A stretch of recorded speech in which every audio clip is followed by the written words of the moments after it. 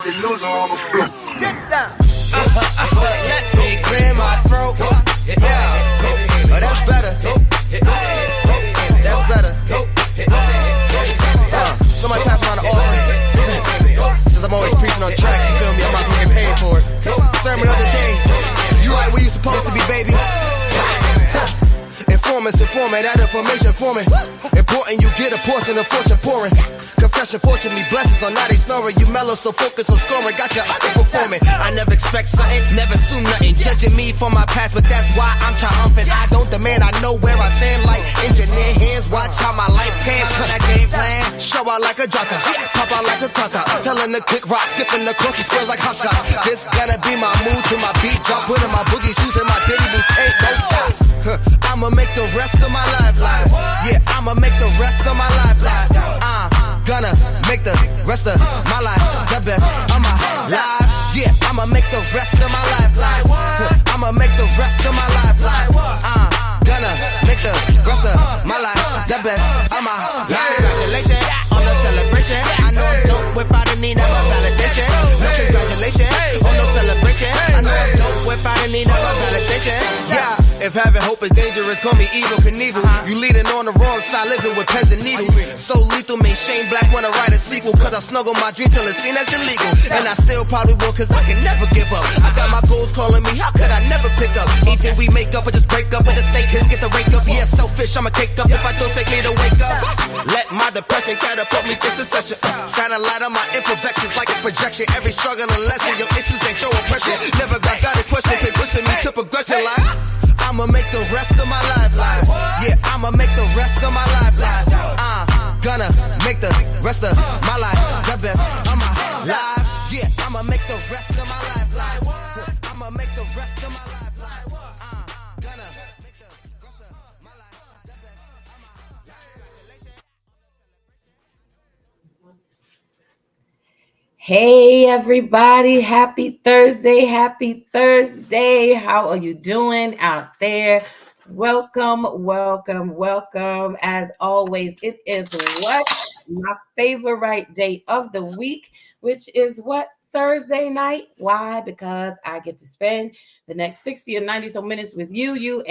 So thank you for tuning in and joining us on tonight. I am super excited that we are here per usual on the greatest network to ever do it in these YouTube streets, which is the Bravo with Sheila Network. So I'm going to ask you to do as we always do.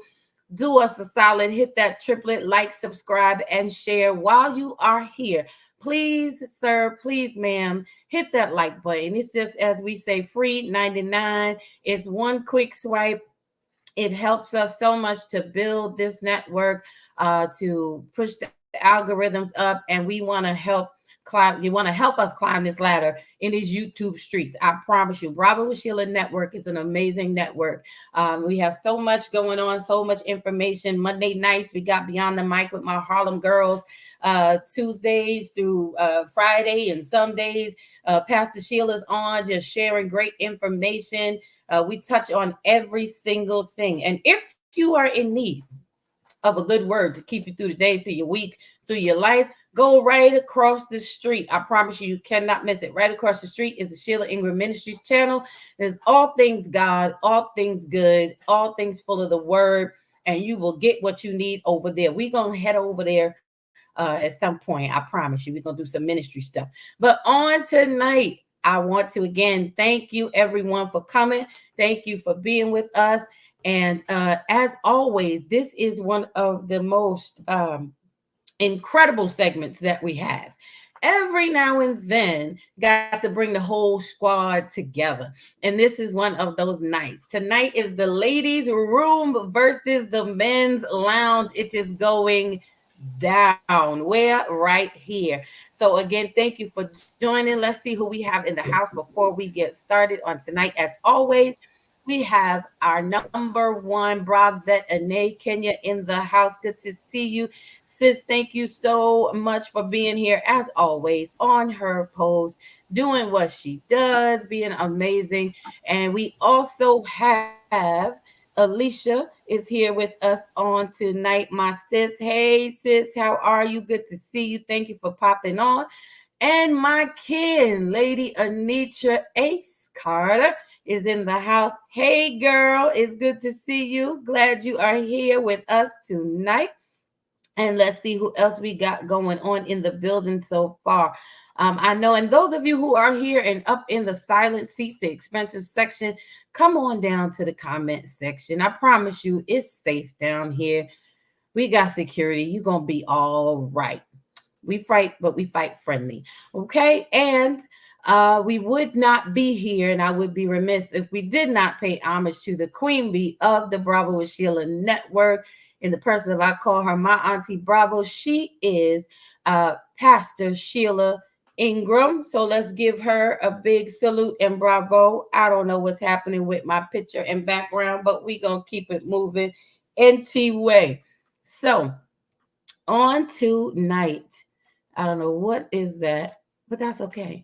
All right, who we have? We also have Von Eric. Where's your faith? He says blessings, blessings, and more blessings. Good to see you, Von Eric, in the building. So, guys, on tonight, I'm going to trust that my computer is going to act right and do what it's supposed to do. But on tonight, we are getting ready to get started with the verses in the house. You know, every first Thursday night, we have our ladies' room, which we have Dr. N.D. Brown, who comes on and shares with us. We're going to bring her up as well. We have Dr. N.D. Brown, who comes on, Lady Deshawn, and we talk about all the things that is all the feminine, all the lady stuff we talk about. You know, we keep it real in the field when it comes on. Then every third Thursday, we have the men's lounge. My goodness, the brothers bring it. They talk about it. They keep it 100%, 1000% real, always, as we expect. And we have on tonight, the connection is going to be fire between the two. So tonight's topic, before I introduce everybody, a matter of fact, I see some stretching going on. So we got, I'm gonna go across the road again. I don't know what's happening here, but again, y'all just don't mind my pink background. I feel like I'm the Wiz. Don't pay attention to the person behind the screen. So on tonight, I'm gonna go across the road. That's what I'm gonna do. And tonight in this conversation, we have my brother, Pastor Linwood Beal. Come on and greet the people tonight, bro. Just glad to be here, see everybody. And right off the bat, I want to let everybody know, ain't nobody come to see you, N.D. Brown. My God, here we go. Okay. That's his way of saying hello. All right. And next to him, we have the amazing Deshawn Beal is in the house. Come on. She is the sweet side of Pastor Linwood. So come on and greet the people. Good evening, everybody. I missed you guys. It's been over a month. I'm excited to be here, ready to see what this conversation holds. We miss you too. We miss you too. And right underneath her, we have our Love Marriage Ministry team. If you were not watching last Thursday, go back and catch the replay. It was the best. We have Team Jones. We got Pastor Lindsay and Lady Rhonda joining us tonight to add some toxicity and violence to the conversation. Come on, greet the people, y'all. Hello. Thank you for having us on tonight. It's always a blessing and a pleasure to be on this platform right here. I know it's going to be some good stuff on tonight. So I got my popcorn. I got my chicken as well and my fries. I'm ready. I'm extra ready. Well, all right. She's ready to go. What about you, Lizzie? Glad to be here one more time. Looking forward to a great conversation, great dialogue, and to hear everybody's different perspective and views. Let's rock and roll. Right. Okay, it's about to go down. So next we have who I call the experience and the encounter. He is the lead moderator of the Men's Lounge, the person of, he is no stranger, Pastor Chris, aka the Psalmist Voice. Come on, say hello to the people, sir. Ladies and gentlemen, it's about to go down. Just saying. But I want to give a shout out to all of you in Bravo with Sheila Nation. God bless you all. Thank you for coming. I got my brother Linwood. I'm glad to have him because we'll be probably tag teaming all night on Dr. ND. And you know, we got the support staff over there with Pastor Lindsay over there, and I hope the wife don't give you the elbow all night, you know, but we got your back anyway. You know, I'm just saying. So I'm ready to rock and roll. I'm wired. I'm on vacation officially. So I'm about to go ham tonight. Let's get it. Let's go. Ladies' room versus the men's lounge. Let's get it. Let's go. I'm done. My God, here we go, y'all. And last but not least, trust. And let me just say, as a disclaimer, we ain't worried because the ladies, we holds it down always. Okay, we set the tone. Y'all just can keep up if you can. That's all. So next up, we have my sister, my good friend. She is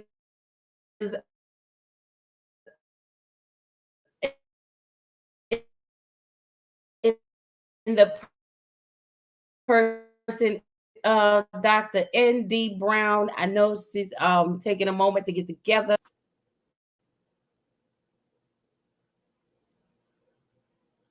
Okay. All right. We're going to give her a minute. She's going to pop in when she can pop in. All right. Oh. Noticed that as you were saying my name, that the computer decided that it was going to act disruptive and disrespectful. But that's all right. I understand what I'm dealing with. I understand what I walked into.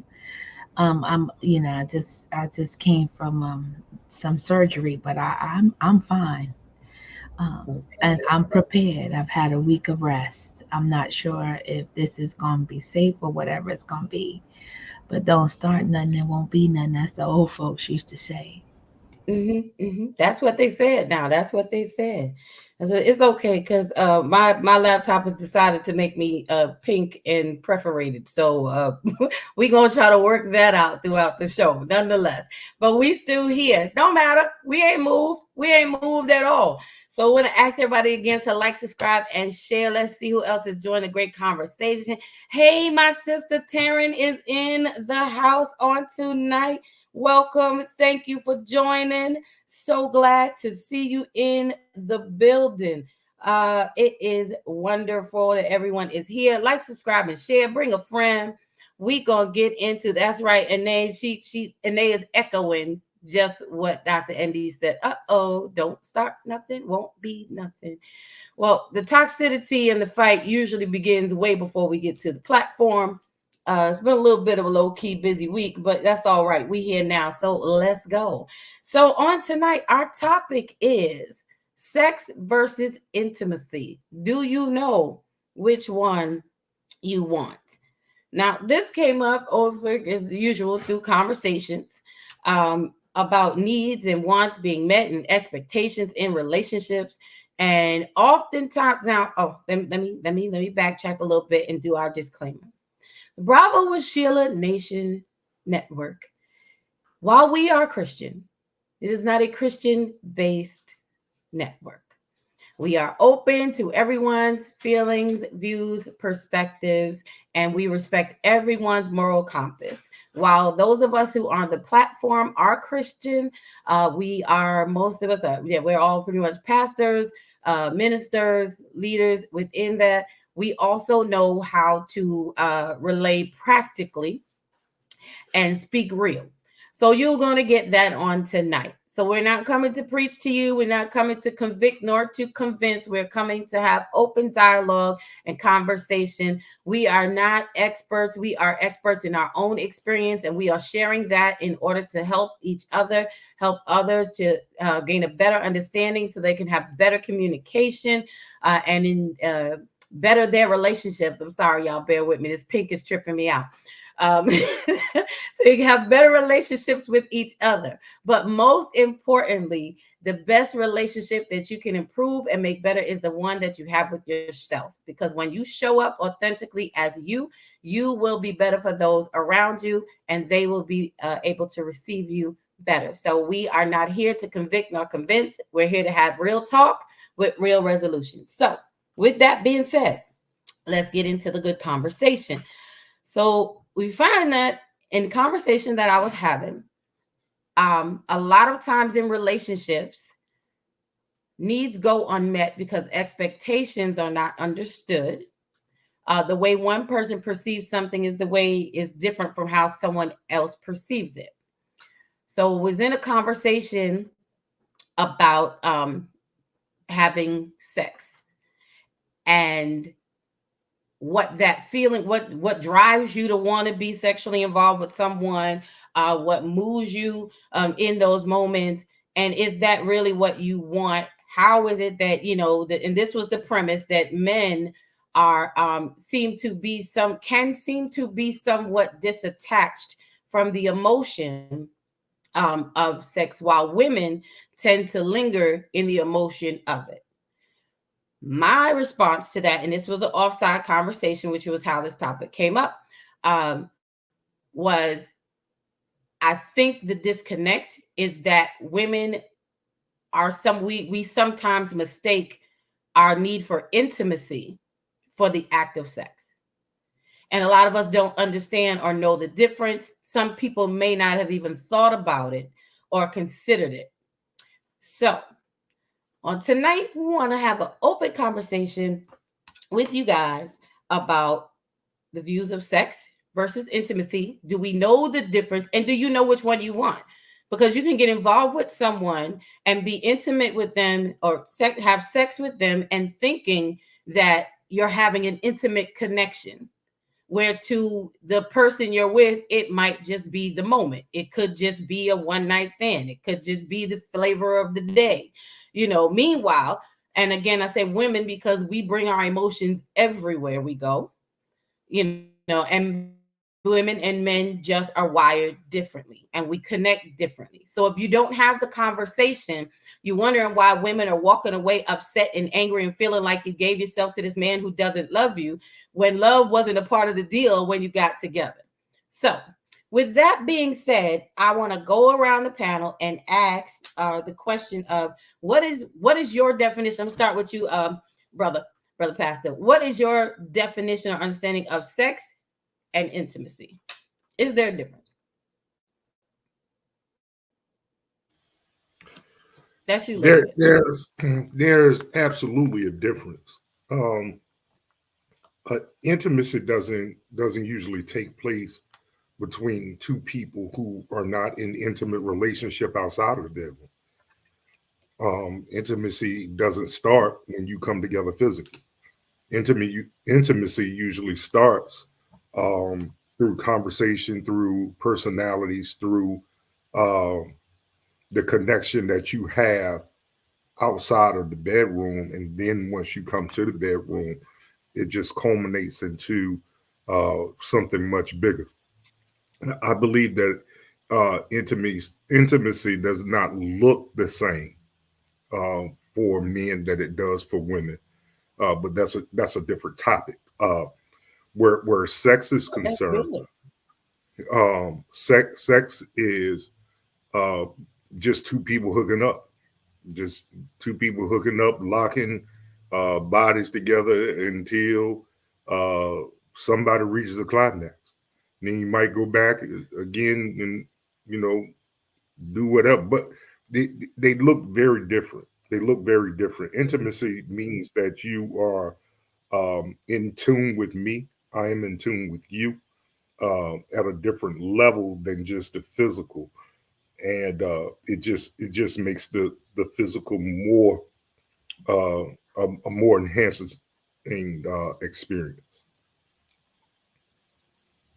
Well, that was good. Thank you for that share. And like you said, I don't want you to. I want you to tap into that point that you made in a bit about how intimacy is different for men than it is for women, or looks different, because I don't think that we as women consider that. I can't speak from the male perspective if men consider that as think about that in understanding how we are relating to each other. But I want you to touch on that in a little bit, because that's good. Do you want me to go there now, or you want me to hold on to it?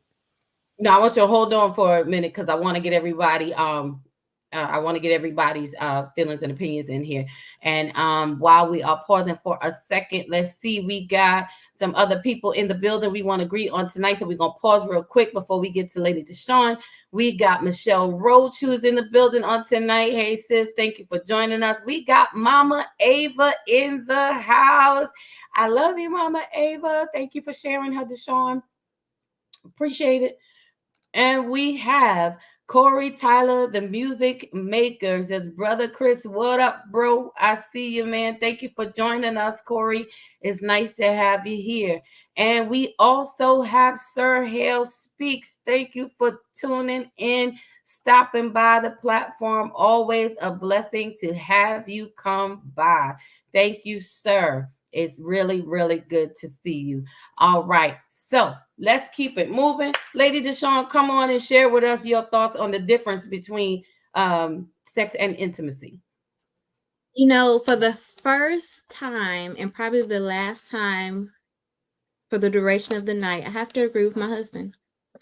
Sex and intimacy are two completely different things. When we're talking intimacy, we're talking letting our guard down and letting somebody be in that vulnerable space with us and us being vulnerable with them. It's an exchange of two people letting all the guards down, letting all the walls down, and just being who they are in the rawest form, right? You can have sex with anybody and not be intimate, but you can't be intimate with someone that's not intimate with you. Like, that has to happen in order for you to have that type of relationship. Okay. So I have to agree. And then, it looks different for both of us, because we talk about it all the time. What says intimacy to me doesn't say intimacy to him. So that's going to be the turning point for us tonight. Okay. So you said something, and I want you to hold on to this thought. You said you can't be intimate with someone that's not intimate with you. Exactly. Okay. All right. I just wanted to make sure I had it right. Okay, y'all. I hope y'all taking notes and y'all tuning in, because it's gonna be real good. I'm just writing it down. So Pastor Linwood made the point of intimacy looks different for men. All right. So now I'm going to go down to Team Jones. Come on. I'm going to start with Lady Rhonda. Share with us your thoughts on the difference. Is there a difference between what is your understanding or your view of sex versus intimacy? And then we're going to get to your husband. I was agreeing with Lady Deshawn when she said if someone is not intimate with you, you can't, it's not compatible, because intimacy is something that's, to me, it's personal. I feel that it's the connection that you have with that other person, that it's not something not a jump off. Okay. It's not a jump off. It's not, okay, I'm with you tonight and I'm with Sally tomorrow, or I'm with John tonight and I'm with Paul tomorrow. If this is sex is like Pastor said, sex is we jumping from here to there to there. Intimacy is a partnership, I feel.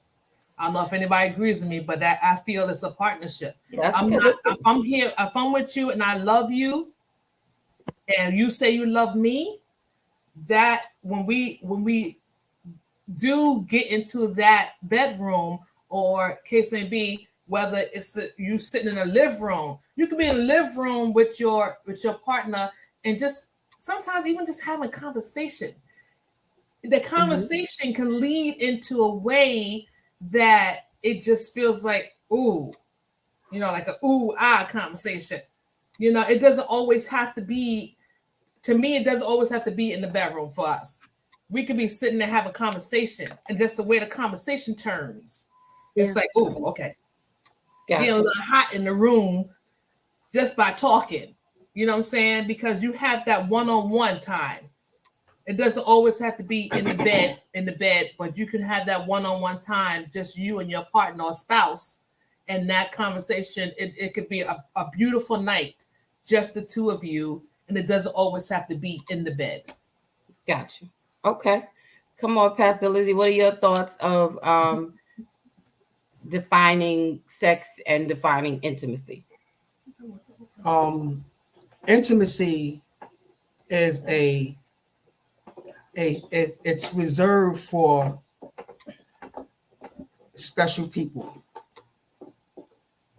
It's a place that's reserved for. It's not reserved for everybody. Okay. Everybody can't get there. Because everybody doesn't, like the pastor said and Lady Deshawn said, everybody looks at it differently. But it's the connection. It has to do with the connection.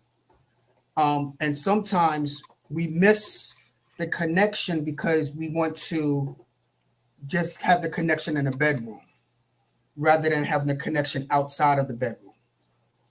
And Okay. so intimacy happens outside the bedroom, but it magnifies itself in the bedroom if it's with the right person. Okay.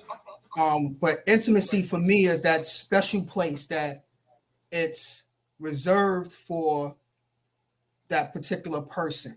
Everybody can't get there. You have to guard yourself with that, because when you're intimate, you're leaving yourself vulnerable and open and to that other person. And I think a lot of people avoid that because they don't want to get hurt by the other person, and they don't want their feelings to be hurt by the other person. So they throw their guards up and they'll never get to that intimate place. And I'll leave it at that for now. All right. Thank you so much for sharing. Okay. Next up, come on, Pastor Chris, get your share in, sir. Okay. All right. We got too much mush going on right now. This is supposed to be toxic. So I'm gonna throw it in there real quick. All right. I'm a say it how they say it, how the young people say what the subject we're talking about is. Being intimate, right? Now it has, it's like one of those words. It's like one of those words. It's like a polite way of saying that we're having sex, right? Ooh, taboo sex, right? And yet sex and intimacy are not synonymous, right? They're not one and the same. Like, quite simply, sex is a physical act. We all know that. While intimacy can be physical, emotional, intellectual, spiritual, experimental, list goes on and on. So often when people feel the need for intimacy, they assume that they will get it by having sex. So it can be one in the same in some areas. For the adult conversation, for an adult man and woman, we know that there is a fine connection, because if you're having intimacy with your partner, it triggers the sex. It's saying, because women are intellectual beings, right? They are emotional. We have to know how to speak their language to keep the flame. Just saying. So again, I love the feedback. I really do. But I had to throw a wrench in it because we get a little mushy and stuff, and Pastor Lindsay and over there with First Lady Rhonda and Lady Bill over there going to her babe and all that. So I'm feeling some kind of way, but I'm gonna throw the cheek in the chain here.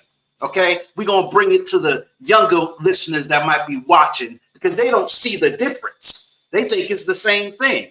So we've already tapped into that vein, but I just want to throw that in there. I'm done. Okay. I'm a hold the rest of my ammunition. Back. Okay. All right. Thank you. Thank you. I hope y'all are getting some good stuff so far already.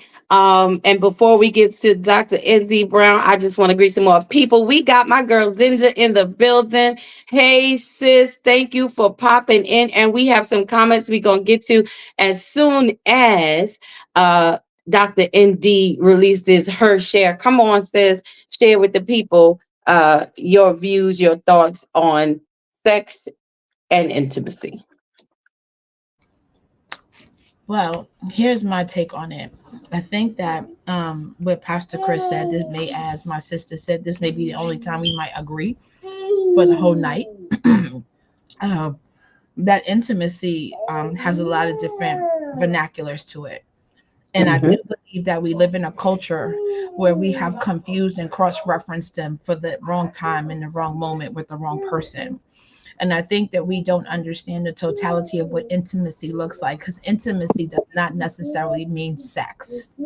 Sex is an aftermath, not a before math with intimacy. And the heat of the moment will put you in a place where you think that you're acquiring something that you don't.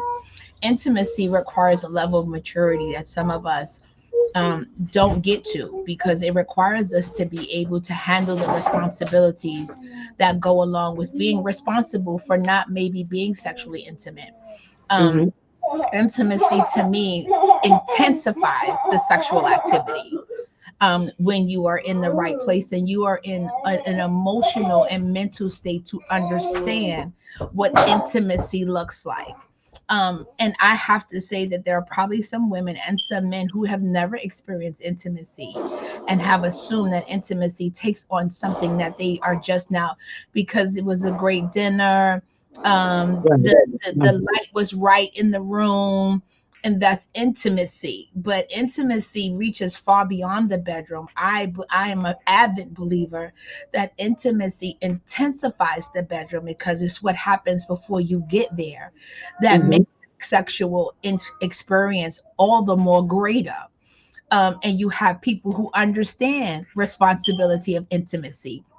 They're in a place where they are emotionally able to handle the fact that it's not just sex. It's not just 15 minutes of fame and 2 seconds of action. They are physically prepared for whatever that's going to be. They are mentally, they understand that, this is not just something that I'm into for a few moments. This is something I want to invest time in, because the more intimate I am, the more it intensifies the sexual component of it. So I think that we take 15 minutes of fame for 2 seconds of a lifetime that never equates to it. And so we leave empty, we leave frustrated, and we leave angry. And we sit there, he's not intimate or she's not intimate, but they may not know what that is, because a person who understands intimacy has a grip of who they are as an individual. And they're not putting expectations on their partners that their partner can't meet, because they don't know what it looks like. So I'm gonna leave that there. So can I just ask Dr. ND that whoever that she has 2 minutes to get him to a doctor quick?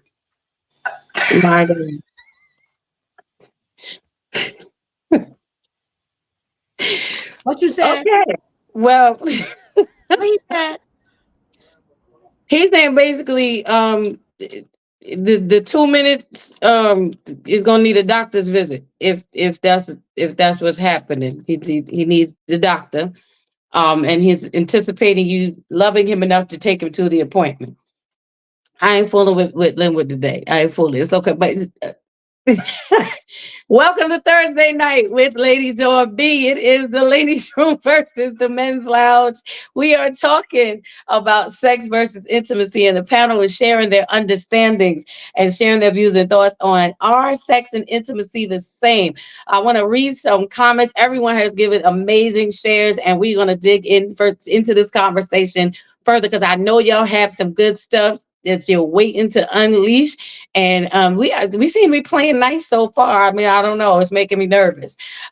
So we have Corey Tyler, the music maker, says intimacy has nothing to do with sex. See into me equals intimacy. Awesome. Thank you for that share. Pastor Rosa, aka Mama Rosa, my mom, is in the house. She says, greetings, everyone. Preach, Lady Deshawn. Lady Deshawn got some points on tonight.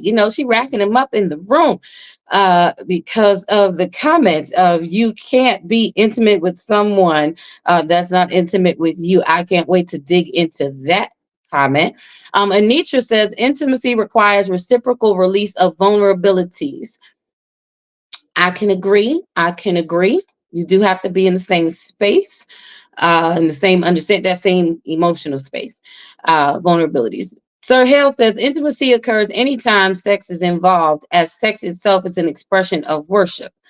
When done right and in the context of marriage, is holy and undefiled. Sex, however, is just one way intimacy occurs. That is true. Good stuff. Thank you for that share. Yes, indeed. Thomas is egging on his boy, Pastor Lindsay. You know, the men, they just start cheering. They just cheer. And women, we just do it. We just do it. We ain't got to cheer for each other. We just high five. I'm sorry. Let's see who else we got. Pastor Sir Hale says everyone can get there. Not everyone deserves to. Consider Samson. He was intimate with Delilah, but she did not deserve it and could not be trusted. That is true. That's a whole conversation piece within itself when we talking about that trust factor. Intimacy does. I have a few different points of view. Intimacy does require trust. But oftentimes I feel we can be very jaded in our thoughts of trust. We may be trusting people that don't trust us, or we may be thinking we're in a trusting space with someone who's not trustworthy. But again, that's another, so then we open ourselves to be intimate, but they're not reciprocating. Ginger says you can have sex without intimacy, and you can have intimacy without sex. We are intimate with family and friends without sex. Intimacy is the vulnerable emotional connection between people. True. Intimacy, as Dr. ND said, does have many facets, many faces, and in different spaces. Depending on the relationship, there's different levels to it. Let's see. Welcome, bestie. For real. It is Tawana Bryan. Lady T is in the house. She says, greetings, everyone. I see it's on and popping already. Yes, ma'am. Thank you for joining. And Anae says, everyone, you can be intimate. Yes, ma'am. She says, everyone, you can be intimate with the like button. Get familiar with the like button. Everybody hit the like button, be intimate, like, subscribe, and share. That's the comment of the night. Hands down. You win, Anae. You win. Yes. So thank you, everybody, for sharing your thoughts and feelings on what is there a difference between sex and intimacy. I want to read some things when it comes to sex versus intimacy, and then we get deeper into the conversation. Sex, by definition, is the activity of being the activity of being physically intimate with a romantic partner. It is a beautiful expression of the love that a couple shares on a deeper level, strengthening this love, sealing it through the body. That's by definition, one of the definitions that came up as far as what sex is. Now, I will say, unfortunately, due to culture and due to the way the times have changed, this definition is not always accurate in real life and in real time. People are having sex just to be having sex. People are having sex not as because it's romantic. People are having sex just out of pure human need, desire, for lack of a better term, animalistic instinct, if you would. A lot of the romance. Compensation, sex for compensation. There you go. And benefits. Right. Okay. So many reasons people are having sex that have been removed from this definition, such as we would think. And we're not just talking in the church, because our platform is open to everyone, and we respect everyone's views, feelings, and shares.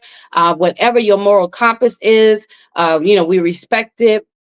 But for those of us who are in the church, as most of us are, this is it feeds into what our understanding of the act of sex should be and is meant to be. Whereas intimacy, I want to read the difference as it says, is defined as it could be a private, cozy atmosphere. It's as simple as that. And I think that on one hand leads into what Zinja was saying about you can have sex without intimacy and you can have intimacy without sex. We're intimate with family and friends without sex. It can be the atmosphere we think is intimate.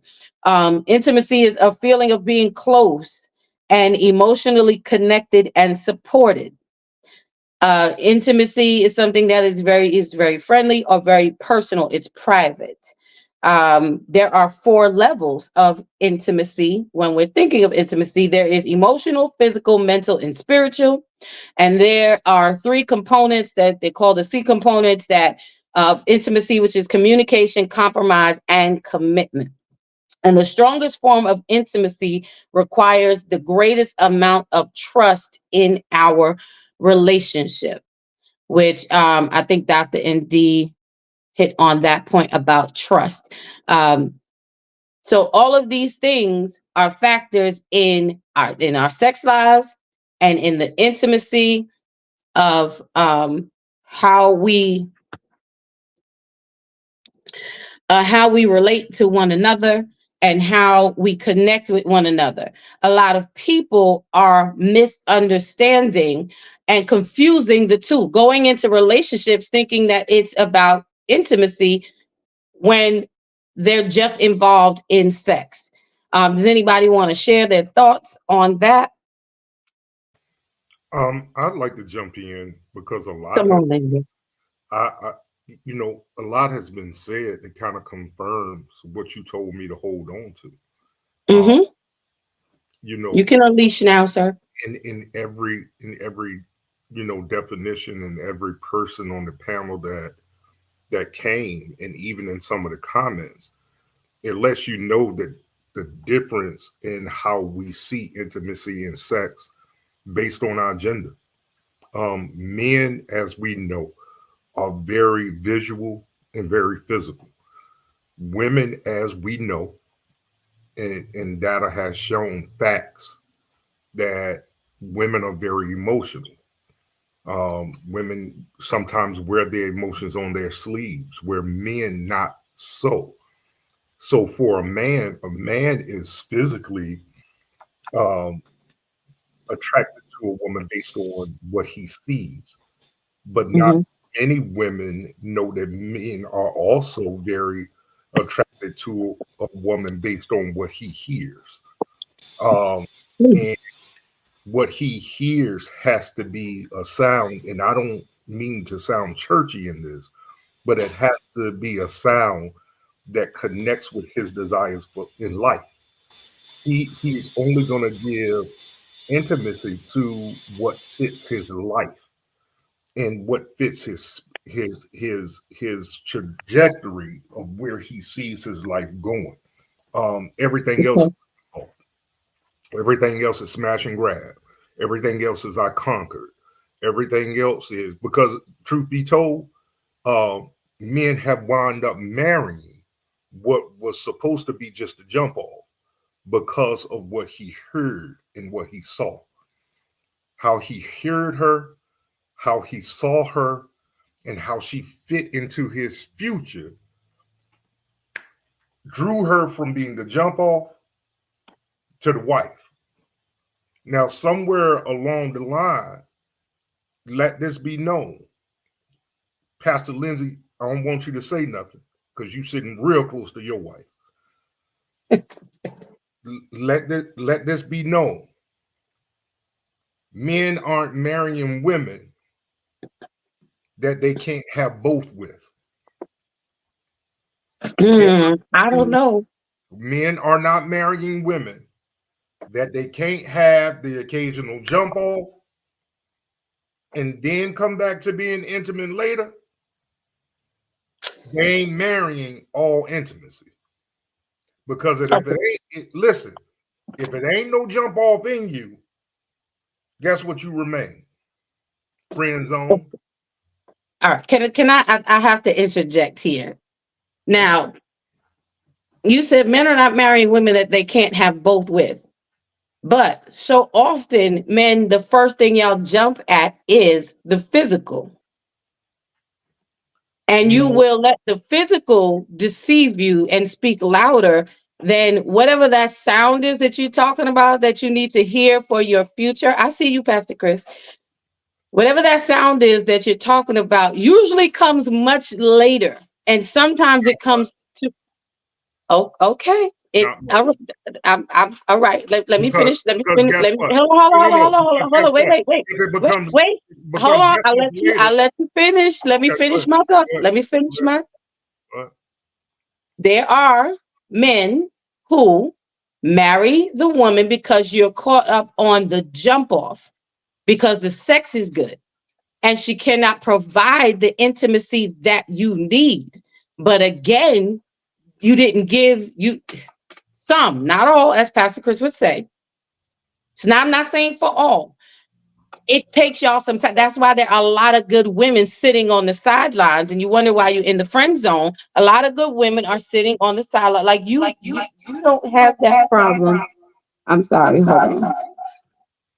You don't have that problem because you have found your combination. You found your total package, and that's wonderful.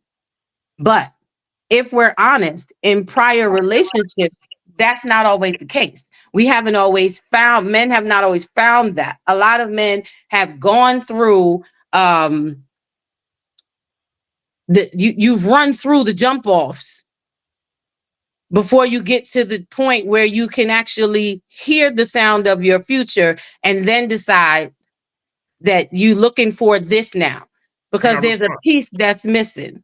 Can I please? Go ahead. Yes. I'm going to respond quick. And again, Pastor Lindsay, if you're brave enough, you can back me up. I understand if you don't. I got you, bro. I got you. But we are not marrying church hat, St. John suits, and red bottom shoes. That's presentation on Sunday. We're not marrying great orators of the word. What we are marrying is someone who can connect with us on a level that nobody else has. Now, whether that's physical, emotional, psychological, and finance, whatever it is, that's what we're marrying. Now, we don't find out whether they can meet our intimacy that much down the road, because guess what? That's you envy. Because that's why she came. That's why she came on camera. But I'm cool with that. Listen. So this is. I'm glad you know, because you talking sideways right now. Okay, hold on. We go keep it one mic and in order. It's I got you, sis. Pastor Lynn was gonna finish. Then we gonna let Pastor Chris go. Then Andy, you gonna come on and share. Okay, because go ahead, continue with your. Continue with your quarter one. This is Lady Dawn's. It's Thursday night. It's Thursday night. So this is the thing. We're not finding out about intimacy that much down the road, because let me ask you this, Pastor Lindsay. How long you been married, sir? It'll be 20 years in August. 20 years in August. I'm in my 3rd year of meeting someone on Clubhouse and marrying them 6 months to the day after I married them. We're not finding out about intimacy that far down the line. Here's the thing. What we have to understand is, again, intimacy looks different for men and women. Because how long did it take you to find that, though? What do you mean, Lady Dawn? I mean what I said. How long did it take you to find? I wasn't looking. I didn't ask you if you were looking. But here's the thing. Intimacy, they don't. When I found it, I recognized what it was. Okay. You get what I'm saying? So men not out here playing the game y'all think they are. We are the way we are because guess what? It's piss in the dating pool. Yeah, there is a lot. While we're trying to find what it is that we're looking for, guess what we're going to do? Y'all going after the sex part. Is I'm going to get you before you get me. And And that's not the way to go. Come on, Pastor Chris. I'm giving you Say what it it again, is Lady out there. Dawn. No.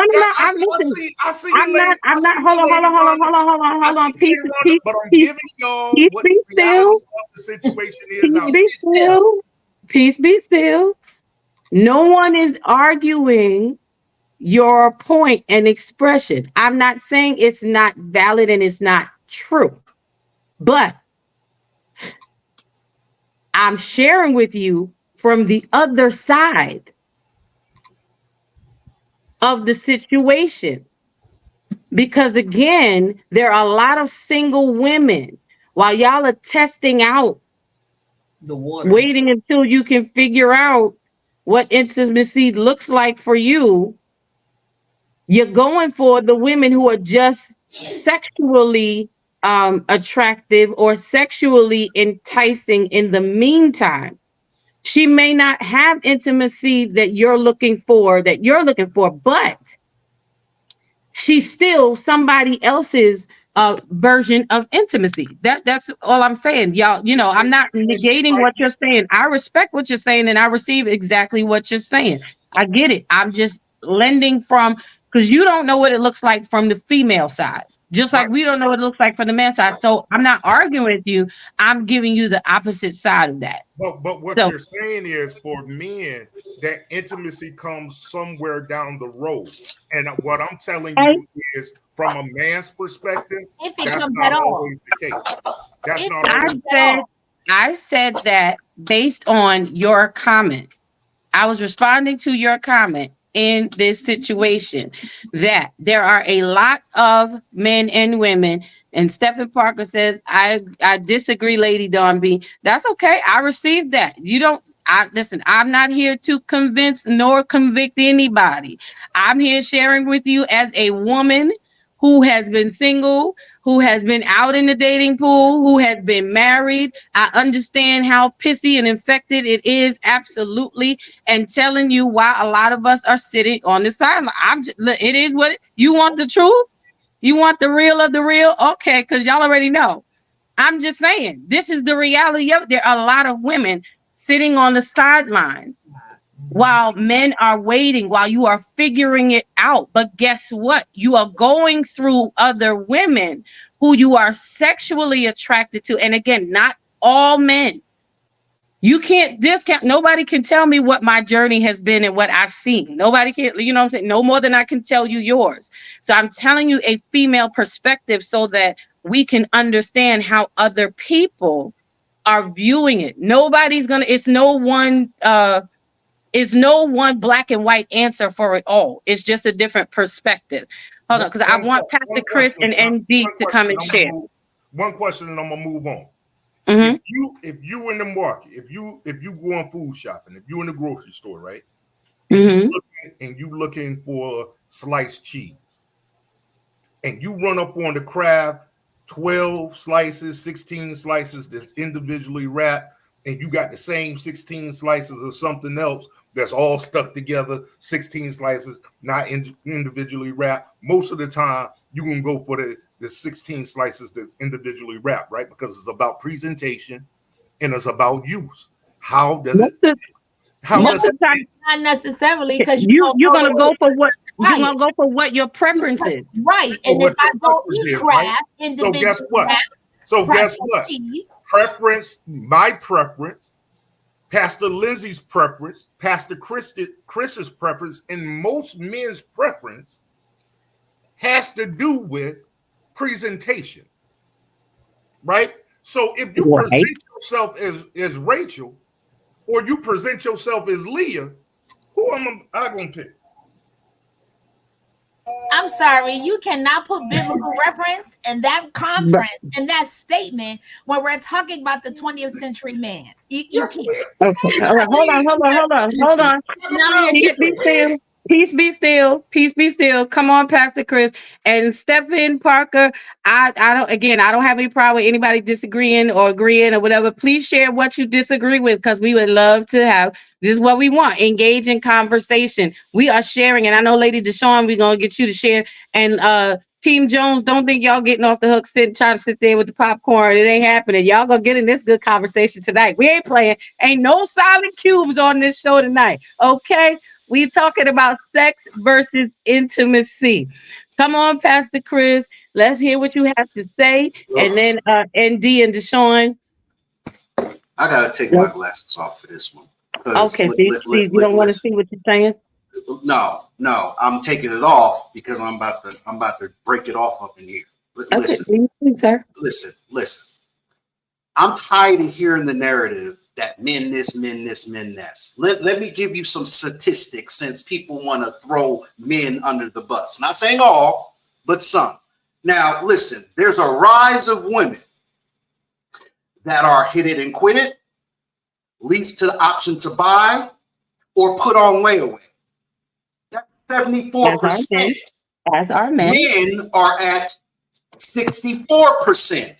So I'm tired of hearing that narrative. Now, women, I understand. I get it. Some of us drop the ball. Some of us, and I'll put myself out there because I don't care, because I know who I am now. Yeah, I probably was that man at that time. Yeah, I probably was just looking for the Wonder Bread instead of the honey roasted with the little thingies on the top and all the fancy smancy stuff. Maybe I was the one that was just looking at the spandex instead of a woman being sophisticated and right and still looking good in her three-piece suit or whatever she got on. See, I got to keep it real here. Whether you're churched or unchurched, we all been there before Christ and after Christ. A lot of us are still dealing with some stuff. A lot of us are blessed to be married to deal with the changes so we can have 20-year marriages. But in order to get there, both of you have to agree. You're not going to agree all the time. You're not going to have the same mindset on everything. This is why you grow. This is how you mature. Now, yes, some of us, some men, I'll put myself out there again. Sometimes it takes you getting hit upside the head a couple of times, going through a bunch of queetas and sheetas and weetas just to get yourself right. I'm not going to sit here and act like, oh, I'm just so floating on clouds. I had to go through some hard knocks. And listen, if you don't learn from your mistakes, evolve as a better man, we won't be having these narratives. Not all men, some. Now, how do we solve this issue? Let's stop arguing about it and let's do something about it. Because the fact of the matter is, yes, women, you are made so eloquently, so detailed. Your minds are so far beyond the scope. We only see boom, boom, conquer, boom, boom, conquer. That's why it takes the woman to keep us from just conquer like a caveman, and we can be that sensitive man. We can be the ear that you need. We can be the emotional stimulation that you need. We can be that. I'm not saying that we can't. Now, some men are lost causes. Yeah, I said it, because I used to be one of them until I found Jesus. Okay, that's a whole nother story, whole nother time. But what I'm saying is, we have to grow up as men and women. Women are taking the statistics by storm, whether we want to hear it or not, educated or not, just a regular girl working at behind the counter at Mickey D's or the guy working at the counter at Mickey D's. It don't make no difference, because the fact of that is it's about that money. It's about that guap. It's about that what you got on, what you driving, all this stuff. All that stuff's temporal. How you gonna have 20 years of marriage based off material and a big booty and all this other stuff? Yeah, I said it, because that's the problem. Yeah, you can look good. Sister, wear it. Do it, girl. I'm not saying, oh, you gotta be dressed like a nun and all that stuff. Be who you are. But the fact of the matter is, a grown man is not gonna always want that all the time. They're gonna want to hear you. They're going to want to get that stimulation too, because a lot of us don't know what it's like to be emotionally connected to a woman. Why? Because that's how we were raised. That's not an excuse, because as a man, you got to learn how to evolve from the narrative.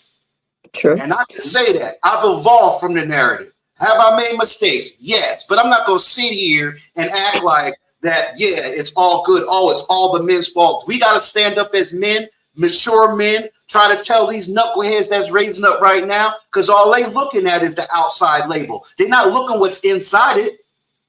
True. So I'm gonna drop the mic because I know ND. I can see her head. She got the vein popping on the side. She ready to soar because I see the bird in the back. So go ahead, Dr. ND. Throw the mic down. I'm done. Okay. Before we transition, I just want to say, and again, to be clear, no one is saying it is all men. No one's saying that it's all women. It is never all. It's never all. I'm not saying, I'm putting it out there. It's not all men. It's not all women. What I was referring to and what I'm talking about is the time frame of which it takes you to get from the point of looking initially for the sexual side of a woman versus, I don't care if you shake your head, Linwood, versus the point of knowledge where you start to desire, where you have that awakening of looking for intimacy, looking for something beyond what she looks like. There's a transitional period that everyone goes through. You didn't go through it because you just said you was talking about it. Okay. Come on, ND. Come on. Because after that, I want Deshaun to come and I want the Joneses to tag team it. Come on, sis. So I'm going to say this because I'm going to be real short tonight. I promise you I'm going to be real short.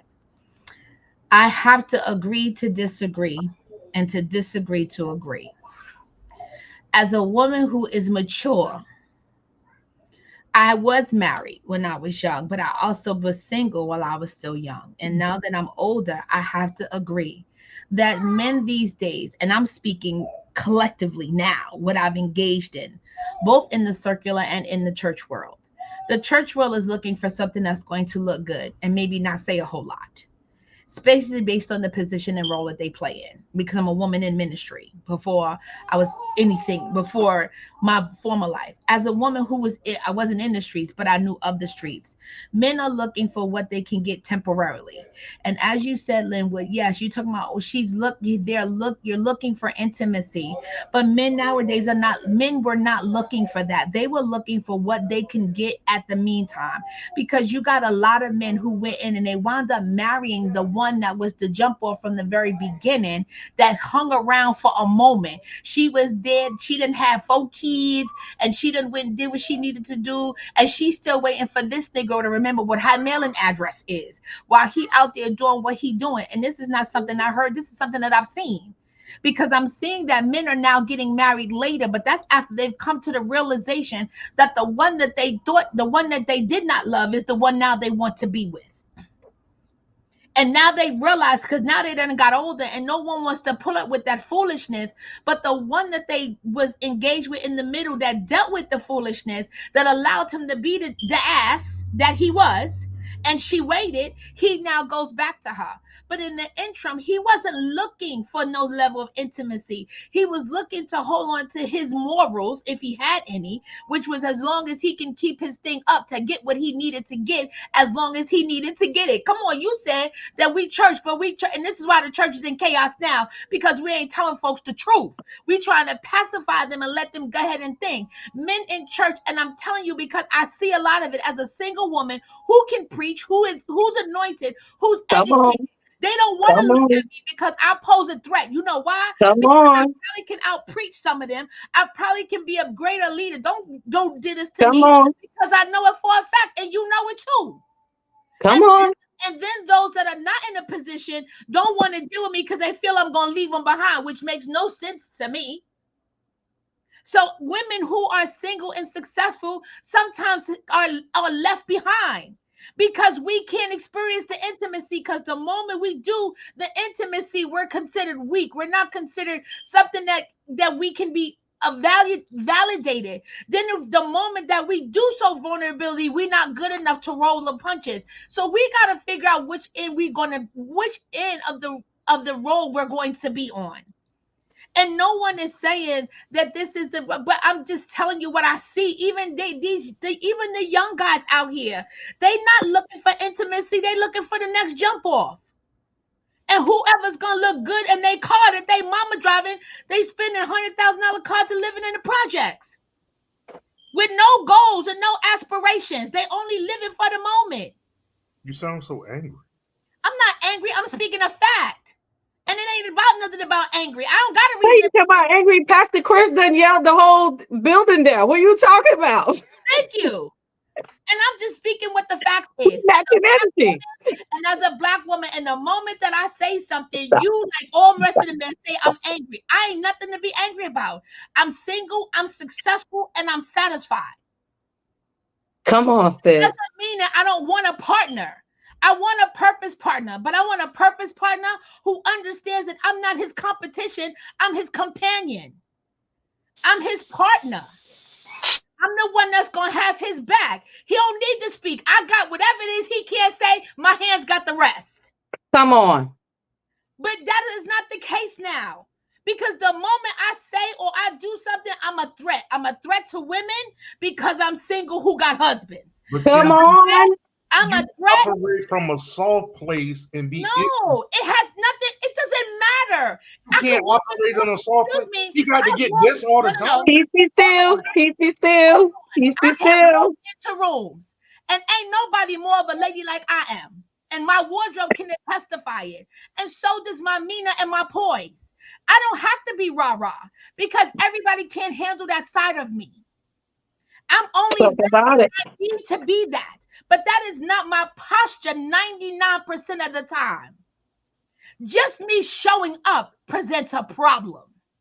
Come on. Because I'm confident in who I am as a woman, as a single woman, as a single successful woman, as a single successful and anointed woman. I'm comfortable because I paid a price to be here. So the last thing I want is some man trying to tell me that he want me in the kitchen barefooted. I'm too old to be pregnant. I'll buy a dog. My goodness. You talking good, sis. You talking good. Hold on. See, this is. I can't hold up. See, I can't hold up when I want to respond. She get what, 20 minutes No. We're not gonna do that. We're not gonna do this tonight. We're not gonna do that. We're gonna do peace be still. We're gonna do peace be still.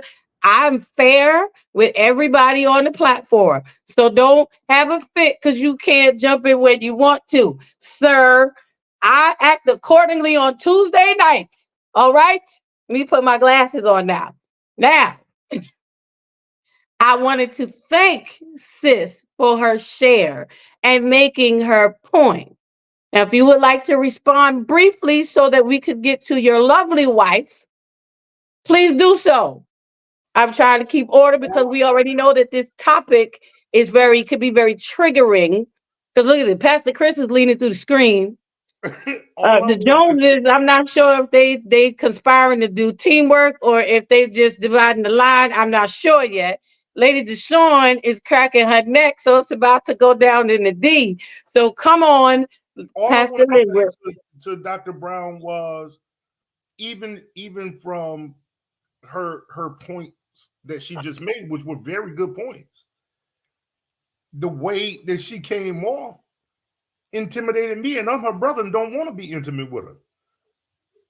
But you can't decide. But you can't. That's all I'm saying. That's all I'm saying. Beautiful, yes.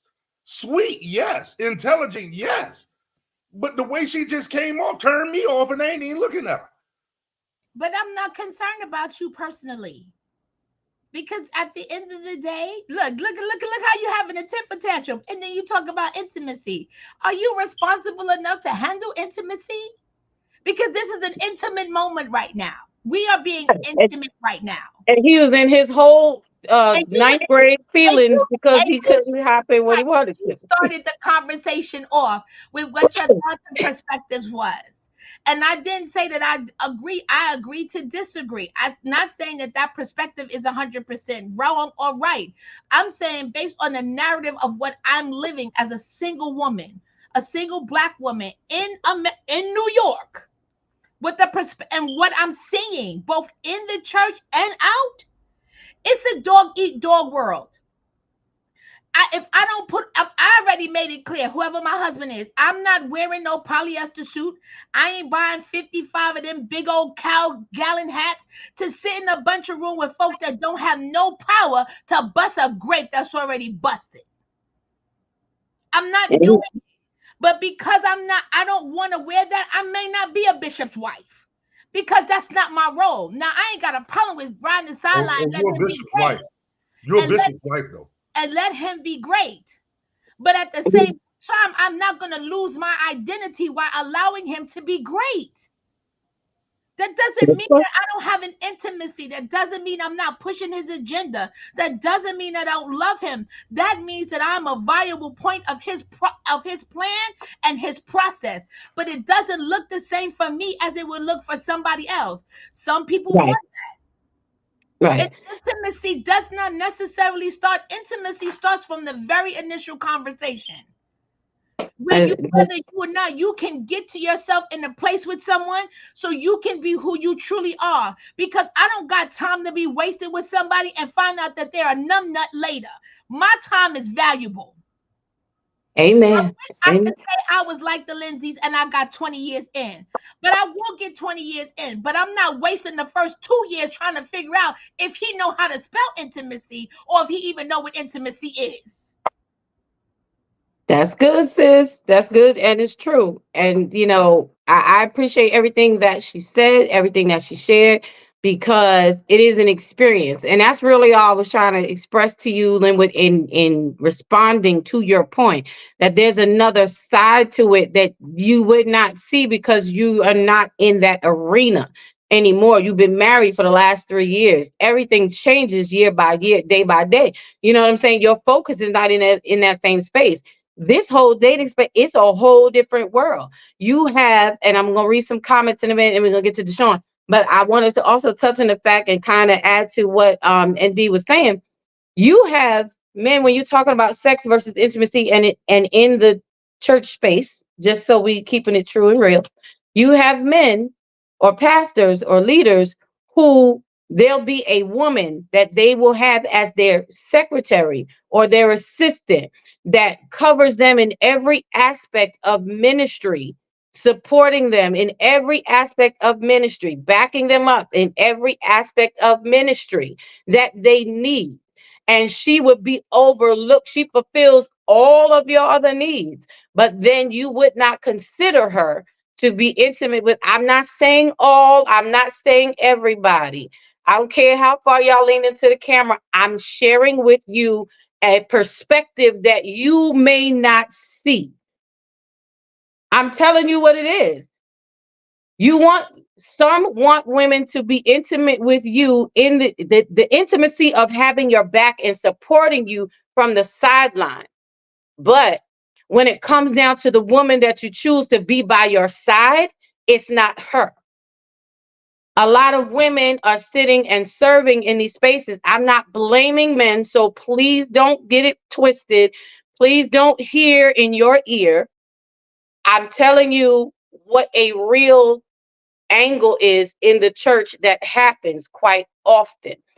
I know pastors who marry a woman who cannot pray them from a cold, but because she got the red bottoms and she could fit the pretty hat and she could cross her legs so elegantly on the front row, they will marry that person. But the person that you have by your side, really supporting you from behind the scenes, that's the woman that you overlook. Again, sometimes it's that point of you being attracted to something on the outside versus really going for the quality of what's on the inside. That's, that's a real perspective that happens. That's all I'm just saying. I'm not arguing with anybody. I'm not debating anybody's comments. I'm not saying that it doesn't happen. I'm not saying it's not a matter of one over the other. I'm adding a perspective of what happens and why some women are stuck in the spaces of being confused about how to do I appeal to the man from a sexual point or do I appeal to the man from an intimate point? That's all I'm saying. I want to read Zinja's comment. Everyone's personal experience is different. She is speaking from her perspective. You have to respect that. Tawana says, why do you need to have a rebuttal? She said what she said. Let someone else speak. Okay. Black Man Unfiltered says, is that an open panel? Would love to join. the conversation for a moment. We're not necessarily an open panel tonight, but feel free to leave your comments and we will gladly add them. Pastor Chris said, you need to come to Texas, Dr. ND. There are plenty of men of standard. Let's go. All right. Well, you have to take him up on that offer. Anitra says, come on, ma'am. Time is valuable. Stephen says, each man has an agenda when picking a woman. Some men are hit it and quit it. God showed me a vision of a perfect woman for me. And when I found a woman to mimic the vision, I married her. Awesome. Black man says, you are his helpmate. You were created to be that. You are to follow his vision, not your own. I hear what you're saying, but what does the word say at this moment? Sis, you are not a wife right now. Okay. He also said, Hold on 1 second. Let me address that statement right there. Hold on. Number one, so let me. I'm not mad at you, but I also realize that statement comes from a place of someone who does not know anything about me. You took a comment that I said for something for a few moments and made a statement about something that refers to me, and you don't know me. That's the first issue. Now that I got a problem with. And before you speak out of context and tell me what the word says, he said that he created man and woman in his image. It wasn't just man. Okay. And if we're going to talk about scripture, we need to talk about the fact that there were women who were in the ministry of Jesus and they were not named, but they were the one who funded the ministry. They were the one who walked with him the longest. So before you come for somebody, make sure you know the totality of something that you're talking about. Because if you're telling me that you're a black man unfiltered, it's clear why you're unfiltered. Because when you're unfiltered, you don't have all of the knowledge that you need to make a statement like that. You can't tell me that I'm not somebody's wife. I'm not your wife, but I am somebody's wife. Bless you, sir.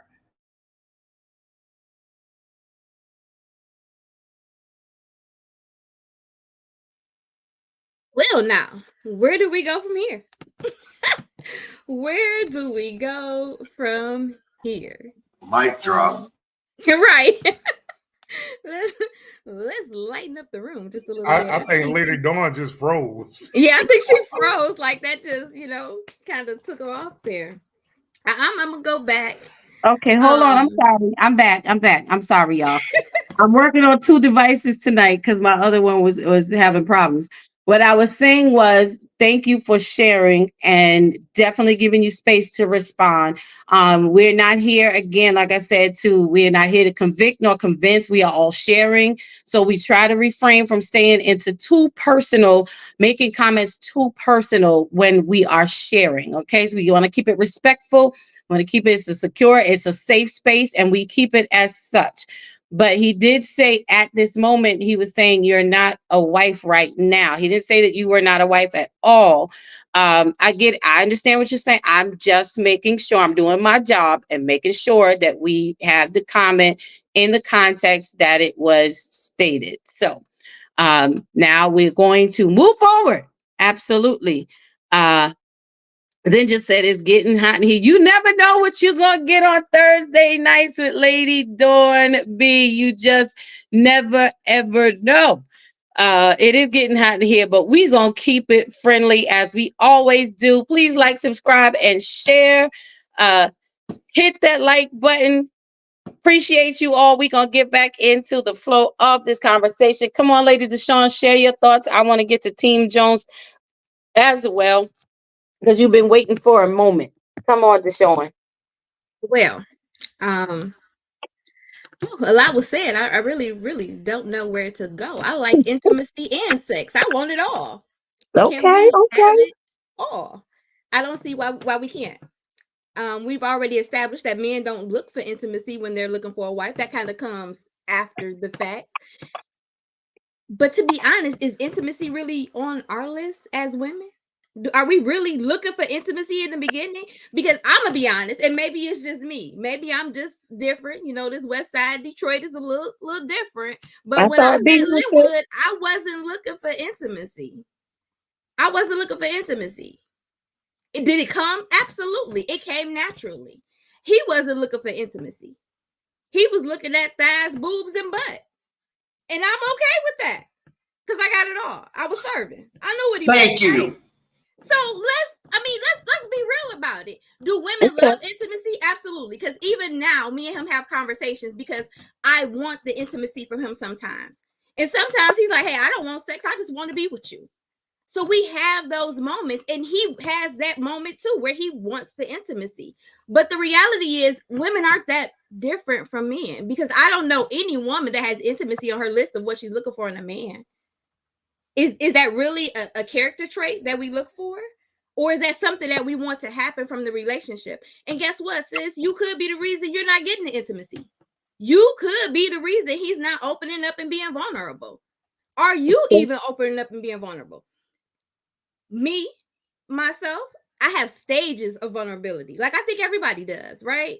So you might be at stage 4 of being vulnerable with him while he's at stage 10 with you, and then eventually it'll flip. Because you're not being completely vulnerable and you're asking for something you're not willing to give. So I'm gonna lean more towards give me the sex and we'll work on the intimacy. It works. Okay. All right. Mama Ava said, that's my baby. That's right, Mama Ava. That's right. Salute your baby. You know, I love that, Deshaun. I really do. You know, you make a great point. Thank you for swinging it back and being truthful and honest. Yeah, some of us, you know. That was hard. Yeah, but you choose the right woman for the job. You was right on time. Pastor Linwood, you better make sure you run the bath with her tonight, sir. Just saying. Well, Deshaun made a very great point. She's very honest about what she wanted. And yes, we can have both. We don't have to choose between the two. And I think that's what happens a lot with us, is that we always are, we always feel like we cannot have it all. I don't know who started that you can't have it all and you have to choose. Because in order to have a well-rounded relationship that's whole, you have to have it all. Because there'll be pieces and things that are missing. You know, and when it comes to intimacy, I know for me, that is something that I look for. I look for, can I be intimate with you? But again, being intimate with a man, in my experience, when you say that you're looking for intimacy, they equate that to sex, to the act of sex. And I'm like, I'm not trying to sleep with you. I'm saying I want to connect with you in a way that's not physical, because sex is an expression of us being intimate. It's a way that I'm expressing after we've become intimate, after we've connected. This is me. I can't speak for anybody else. This is me. But in real time, when you say that to some men, they automatically go to the sex piece because that's the first thing that comes in their mind. Again, not all men. So before y'all decide you're going to lean in the camera like that's really doing something, let's be clear. Lean all the way in. Lean in. Ain't nobody concerned with your big faces in the camera, okay? Because that's all it is. That's all it is. That's all it is. That's something too. You said that men often equate intimacy to sex in the physical aspect, but there's different types of intimacy. You could be physically intimate, mentally intimate, spiritually intimate, because there's people that I was quote unquote intimate with, but I wouldn't allow them to be in my spiritual space. My space with God wasn't for everybody. That's my space. So I'm not going to be intimate like that with you. So just because we're looking for intimacy, you gotta, kind of be specific about what kind of intimacy you want. Because you can meet people that could talk you under the table when it comes to conversations and debate, and that might be your thing. That might work for you and hit the right spots that make you want to have sex. But is that the kind of intimacy that you need to sustain a relationship? Right. No, you're good. And that's true, because like I said earlier, when we were defining what intimacy is, there's 4 levels of intimacy, which is emotional, physical, mental, and spiritual. I don't want to have to pick and choose. I listen, I need all 4. That's what I need. I need all 4. I need my plate full. Okay, they're all equally important. I need you to be intimate with me emotionally. I need you to be intimate with me to stimulate me mentally. I need you to be intimate with me to move and connect with me spiritually. And when you get those three locked in, then we could get to being intimate in the physical space. But that does not always initially equate to sex straight off the bat. For me, there's a process. Come on, Team Jones, share on tonight. Pastor Chris, Oh my you gosh, you got it afterwards. You got it after them. this is such a stimulating and interesting conversation. And a few points that I want to get out. And Pastor Linwood touched on something about, and you, Lady Dawn, touched on something about when do men get to that point? And what with the sound that we're looking for or the sound that we hear.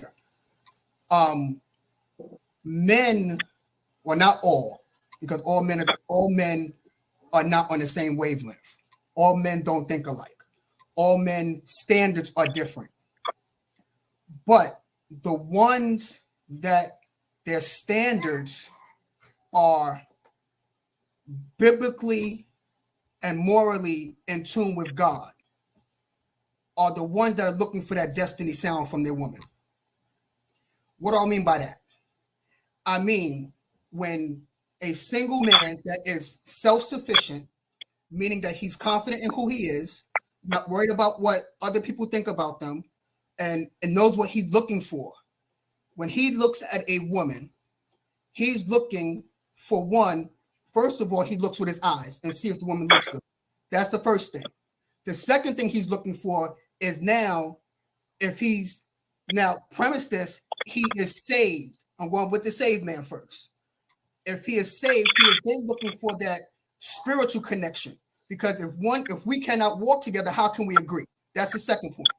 Third, then he's looking for that intimacy in a way that we can talk and we on the same wavelength. That's the point where we have destiny calling. Because a lot of times men are looking for their destiny, but they're looking for destiny, but not hearing destiny.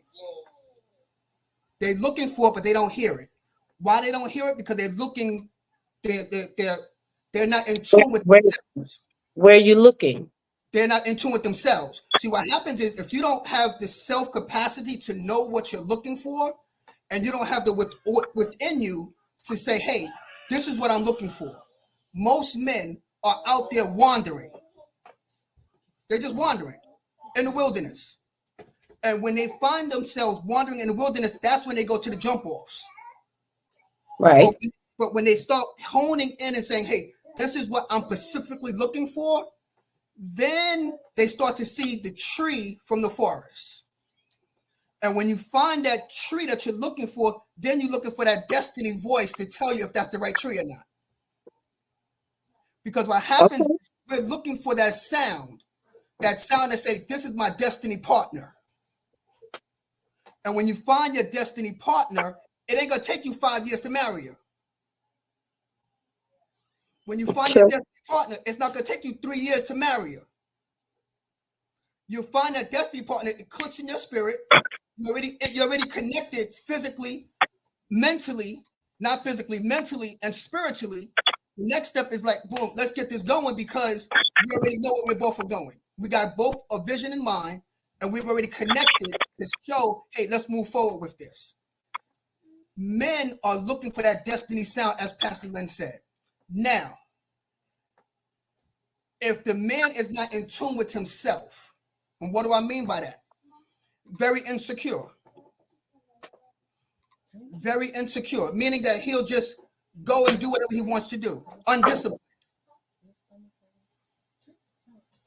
Nowadays, these men, as Lady D said, Dr. D said, these men are not disciplined.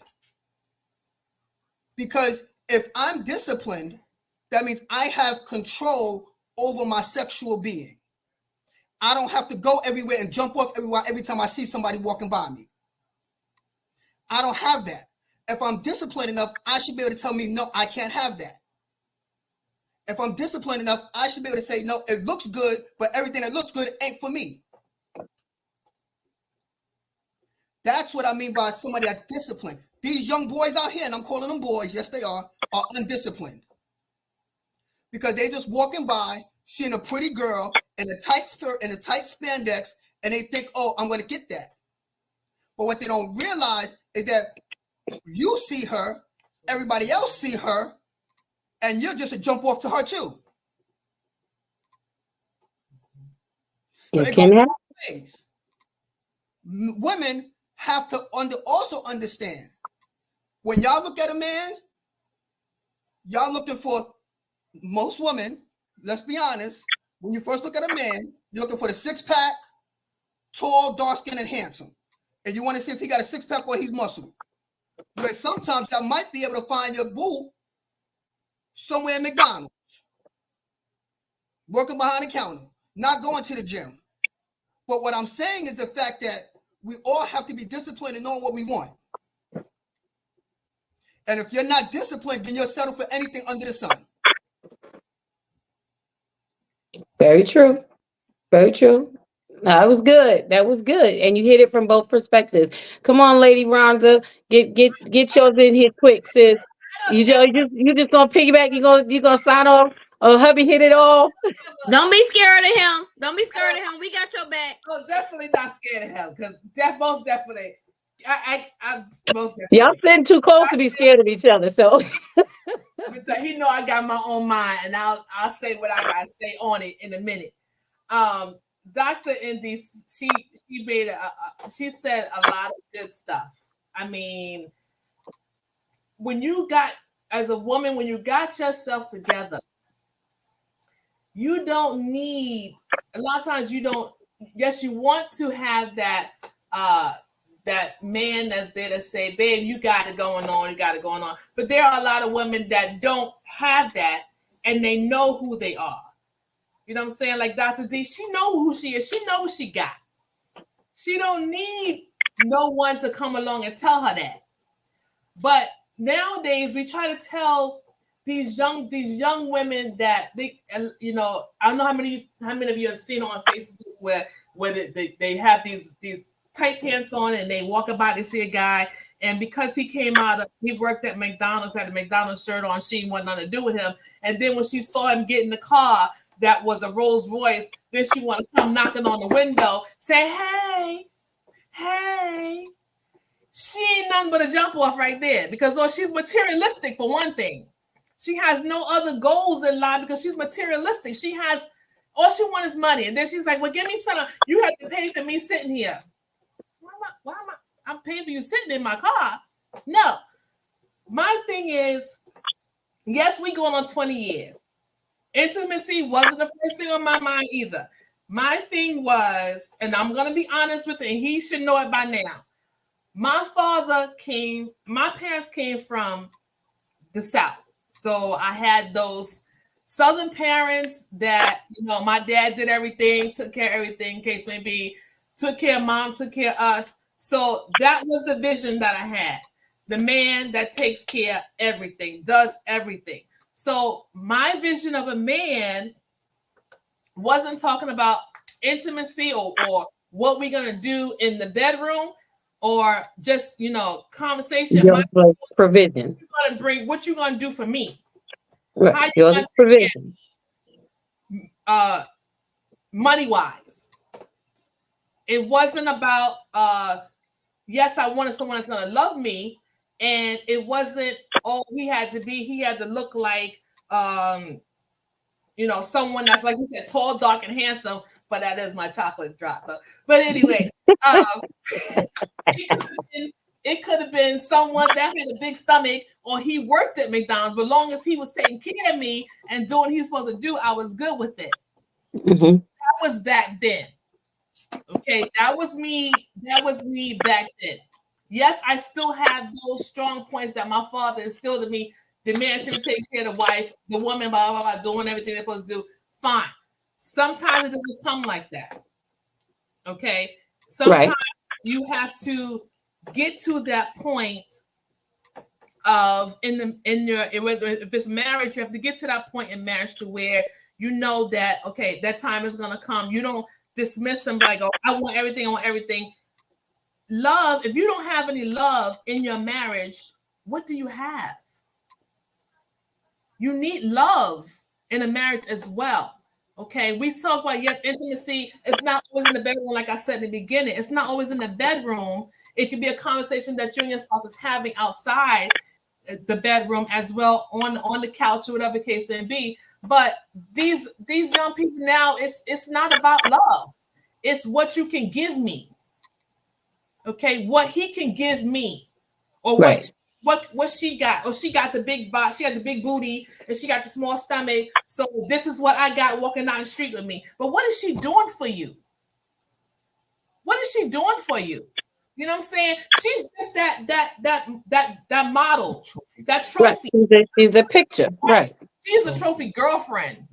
She's a trophy jump off because she got on the tight pants and she can wear, she got the weave on and she got this going on and she got all the makeup on, this fancy this. You are just dressing a trophy. Right. Right. Okay? That's all you dressing as a trophy. You're not thinking about what she's gonna be or what she can be. You're thinking of the moment. Because that's what you got at the moment. You got a trophy. You have nothing more than a trophy. You can't. What you gonna be intimate with a trophy? What do you have in common? Do you have anything in common? You have nothing in common. All you have is what's on the outside. Well, what is she like on the inside? Did you discuss that? Did you sit down and have a conversation? What does she like? Do you know what she like? Do you know what her color is? Do you know what her favorite movie is? Or even it could be something crazy. What's her favorite potato chip? No, it's true. It's true. Serious though. What is her favorite potato chip? You don't know. Can you pick it up from the store? Does she like sauce on her? Does she like barbecue sauce or other thing we eat, duck sauce or anything like that on her fries or on her chicken? You don't know nothing. This man right here, I know him. I got to learn him. I can make his food or do anything and he'd be satisfied because I know what I got and I know what I'm doing. Right, because y'all put that time in. He is to get here, but I know this man inside and out. I know how to satisfy him inside and out. I know what he thinks. Things that he say, I can finish the sentence because I know how he thinks. What do you have? What do you bring to the table? You know what I'm saying? What do you bring to the table for a man and a woman? What are you bringing to the table if you want to be with this person and not just have a jump off? You are just now. It's time to stop on a jump off. Grow up. Have some goals in life. Be somebody. Do something. But all you want is how much money he gonna bring me. What are you bringing me? I need to go shopping. I'm at the point where look, I'm saving it for my house.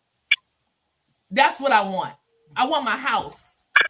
Right. I don't want the next Gucci bag or the next Louis Vuitton bag. I'll give that at one point, but you have to have everything in order, in decency and order. Right. No, thank you, Rhonda. That you said quite a few good nuggets that we can all glean from, and everyone has had amazing shares throughout this conversation. Yep, these conversations are triggering at times, but that's what we come to do. I see you, ND. I see you, Linwood. I'm gonna get to y'all. It is important that we have these conversations because we need to start breaking down language so that we are understanding how we are communicating with each other and what each other's thoughts are. We may perceive that men think one way and they're really thinking the opposite. Men may think women are thinking one way and we're thinking the opposite. So these conversations are important so that we can hear the other side of it, and the different perspectives, so that you have to go with the voice that resonates with you. Your truth is your truth. But overall, on this conversation of sex versus intimacy, as we see, there are some places where we do connect and there are some places where we disconnect. And this is where we have to learn how to bridge the gap. We're not just having conversation to have it, we're having to bring resolutions and awareness. So wherever you found your voice, I hope that you've grabbed great nuggets from it. And I hope that it causes you to think about what you really want and how you're going to get it and who you're going to get it from. It's a beautiful thing that the Bills, Linwood and Deshaun, were on the same page. And there's nothing wrong with, they're a prime example of wanting both, getting both, being happy with both, and still continuing to grow in both. It's a beautiful thing that the Joneses, maybe that was not the first thing on their agenda, because as Rhonda was sharing, her agenda was provision. That was her priority because that's what she saw. That's what she came from. And through provision, all those other things would come. That's a form of, it triggers intimacy because he's able to take care of her in the way that she needed to be taken care of, which covered physical, emotional, mental, spiritual, all of that. So again, this conversation is so important because, again, a lot of people, when you hear intimacy, think it's just sex. Some people shy away from intimacy because we hear the word, but we don't really understand what the word really means. So when we are able to define it and bring understanding to it with some real experiences and real perspectives that we have laid out tonight, we are able to better formulate our own moral compass. Whatever your moral compass is, because like I said, we talk God. I'm a God's girl, so you're going to get some Jesus. But we are able to better communicate what we need, look for what we need, and go for what we want, and be what someone else needs. If you know that you don't fit his bill, don't accept the date. If you know that she may look good but does not satisfy all that you need, don't ask her out. We have to stop setting ourselves up for these things in between. So I want to leave space for us to have our final comments. I want to thank everybody for joining us on tonight. I hope, again, you never know what you're going to get on Thursday nights. You just don't know. Our conversations go left and they stay left until they turn right. And that's what we love. That's what makes it so great to be here. We covered on this topic, are sex and intimacy the same? Do you need one to have the other, or can you have one without the other? And we also shared, as Linwood was sharing, about, do women and men view sex and intimacy the same way?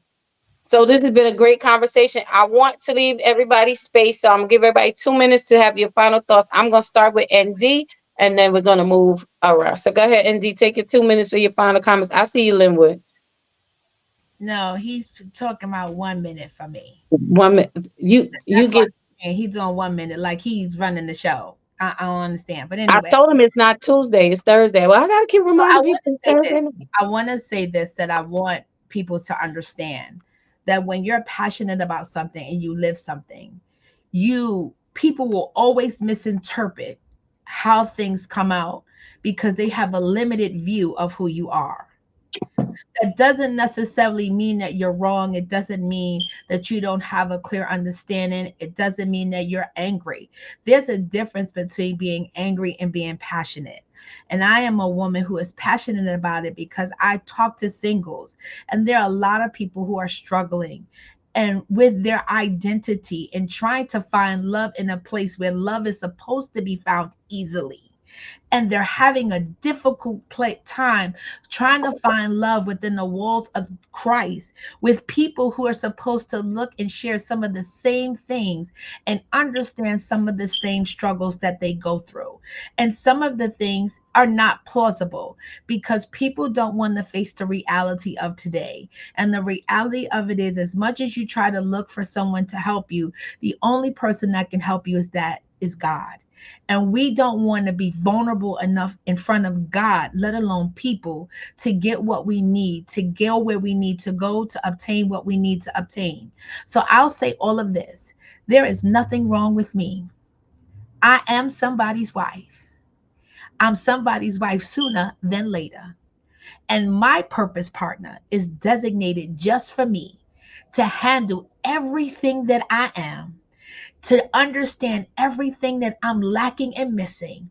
And whatever it is that God feels the need that He has to give me, He will be able to give me unequivocal, because He has God first. Mhm. He knows who He is as a man, even with his flaws and his shortcomings. He is content and comfortable with who he is and is ready to evolve to become the next portion of man that he needs to be with his purpose partner, which will be me, and vice versa. I bless you all. Good night. All right. Thank you so much, sis, for sharing. And we appreciate that. Just so we are clear, no one has to ever, this is a safe space. It is always going to be a safe space, okay, for everyone. We keep it respectful, we keep it orderly, and we are kind to one another. So I don't ever want, and I say it publicly, I don't ever want any panel member to feel like you have to defend yourself or explain. You know, I'm glad that you shared, and you share how you feel, but we keep it respectful here, and it's always going to be respectful and a safe space. So I thank you, ND, my sister, for always. None of us come on here to do anything but to share. So thank you, ND. You are such a blessing and a help to the platform, and I always appreciate you. Come on, Lady Deshawn, take your 2 minutes and share your final thoughts. I want to thoughts like this. You could have sex without intimacy, and you could have intimacy without sex. We as a people have to figure out what's more important to you. What's going to get you the result that you need? Do you crave intimacy more than you do sex? Or is sex that important to you where intimacy will come later? What is it that you need? Stick to what you need, be true to who you are, and go after exactly what it is that you want. The end. Amen. Well, all right. So come on, Deshawn. Go after what you want. I ain't mad at that. Come on, Team Jones. Take your 2 minutes to share your final thoughts. He's gonna speak for both of us. I'm good. Okay. All right. Well, take your 2 minutes, brother. It ain't gonna take me that long. One thing that Okay. I would like to say is the fact that this panel was awesome. I think everybody's opinions and everybody's thoughts and shares are very thought provoking and making me personally just look at things at a different perspective. With that being said, for me, you can't find intimacy with first out being intimacy with yourself. You got to know who you are, what you want. Once you discover who you are, who you are, how you want it done, then you can go after what you're looking for. And that goes for both men and women. Know who you are, be confident in who you are, and then go after what you want to go after. And then you'll be able to find intimacy. Then you'll be able to find the sex that you're looking for, and you'll be able to do everything that you want to do. And it's always destiny power. All right. All right. Come on, Destiny Power. Amen. Come on. Come on. Hallelujah. Amen. Come on, brother Pastor Linwood. Take your 2 minutes and share your final thoughts with the people on tonight, sir.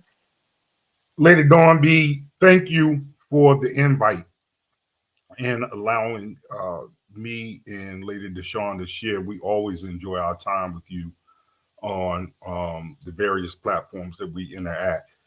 I'll close by saying this. In all seriousness, everybody that knows Dr. Brown and I know that we go back and forth, but I'm praying for the husband that is soon coming her way, because not only does he have to put up with her as a wife, he got to put up with me as a brother.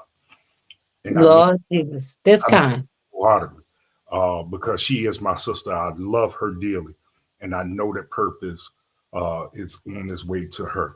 Let me say this in helping somebody, in giving a real transparent view of life, both in Christendom and outside. When Lady Deshawn and I hope this helps somebody and is received in the spirit that is shared, when we came together, we were not married. When we came together sexually, But the day after our first sexual encounter, it was the intimacy that drew us closer than the marriage. Okay. I checked on her all day. I showed her respect all day the next day. I spoke my heart to her all day the next day. And it led us to where we are now. It wasn't the sex that got us here. It was the things that took place after sex that got us here. So I want somebody to understand, both who, is a Christian and who may not be a Christian, that it has to be more than sex, because what happens when you can't have sex? What happens when your body no longer cooperates? What happens when you start dealing with them 2-minute brothers that Brown was dealing with? What happens when you age to the point that the blue pill don't work no more? So we have to deal with the realities of that sex is one of those things that is seasonal and temporal in our life, but then intimacy can last you a lifetime. And I'm going to say this publicly, what I always say in private. Listen, I can't wait to the day where I ain't got to get in the bed and do all that pumping and sweating and proving I can still perform. I want to be able to lay in the bed with my wife. I'm going, brother. Watch, take our teeth out and just wrap ourselves up in each other and experience love on a level that I believe God could give us. That is my share. I love y'all, but God loves you best. Keep pumping and sweating, baby. Oh, shucks. Listen, this is okay. Where's Ginger? It takes a turn after 8:30. It becomes late nights with Lady Dawn B. If you wasn't here last week, something shifts, something changes after 8:30. Something shifts, and it's shifting tonight. All right. I love it. I want to be like you when I grow up, Deshaun. Even though I'm older than you, I want to be like you when I grow up. Come on, talk about it. I'm making notes. I'm making notes for the future. I'm making notes. Anyway, I'm coming back to myself. I'm sorry. All right, so come on. Where was I? See, she done got me so left now. Pastor Chris, you was on Pastor Chris. Pastor Chris. Thank you. Yes, thank you, sis. All right, come on, the experience, the encounter, the psalmist voice, aka Pastor Chris. Come take your 2 minutes to share your final thoughts. Well, you can't tell pastors 2 minutes. But anyway, I told every pastor on here 2 minutes. Okay, I'm already wasting time. All right, so I definitely want to. I didn't say y'all listened. I didn't say y'all listened. I just said I told you. I just want to thank the women on the panel for coming on as always and being who you are in God and challenging us as men to continue to be who we need to be and who we are. And I continue to pray for all of you, that the ones that are married, the ones that are waiting, that everything that you're saying definitely is turning.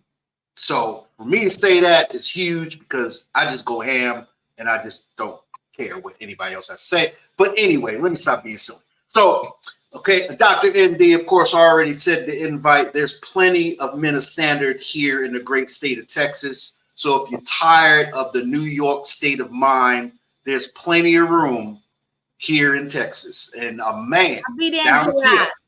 here. No, I'm just saying, because I'll be there in July. I'll be there in July. I have to preach in July. I'll be there in July. I'll be in. There you go. Because they say everything's bigger in Texas. So and I want to give a shout out to the women that are not the standard, not the trophy, not the ones that are always on the cover, on the side, all this stuff. Look, first of all, when we are immature as men, we look for our trophy. Like, I'll use this as an example. I've been using it all night. It's my scoop, right? So, we've been doing it all night, scooping it up. So we have something that we want to idolize and brag and bump our chest and all that stuff. That's great, all well and good.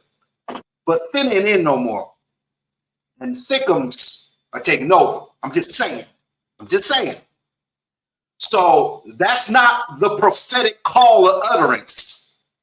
That's just what it is. Because at the end of the day, and I know, gentlemen, you can agree that you do not want someone that you can break apart. You want someone that you can hold tight and someone that you can embrace. And you don't have to worry about straining your arm or your ligaments or having to pre-stretch before game day. See, this is what I'm saying. Everybody wants this trophy piece. Well, let me tell you something. There's a lot of women of God out there. They ain't size 0. They size 34. They thick with it and they fine and they know the word. They know who they are. They carry themselves of who they are, what they are, and you should not be intimidated. Not once, men of God. You should be able to embrace that woman, take her by your side. Don't get all shook and hung up because, she got this and she got that. Let me tell you something, baby. If you a doctor, lawyer, whatever it is, whatever you can give me, baby, we could be better together because I can't do it all. I may be able to hold it up for a while so you can get under.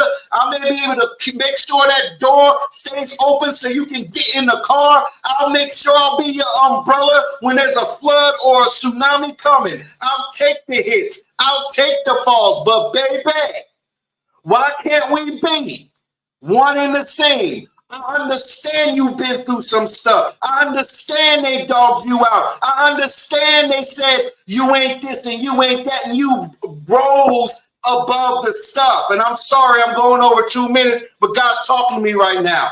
All I'm going to say is this, and I'm going to close. We got to stop. I ain't no six-pack. I got a dad bod, and I'm proud of it. I'm 6 foot chocolate with a dad bod, and I can break it down with the best of them, with the word and indeed, not indeed, but indeed. Okay, so don't play with me. All right. So I'm saying you gotta walk in your purpose, men. Find who you are, men. Don't be intimidated. Just look. Let's be honest. Women right now are coming with it. They got their stuff. We playing catch up because we was too busy playing games. I got the t-shirt, the hat, the MP3. I'm going to be honest with it. But let me tell you something. When you learn from your mistakes, you're going to find your next. And you could be man enough to own up to your mistakes. You will become a better man, not only in the kingdom, but in life. This is your boy, the Psalmist Voice, a.k.a. Pastor Christopher Newton. I'm dropping the mic. I'm done. Well, all Give right. him a towel and a cup of water.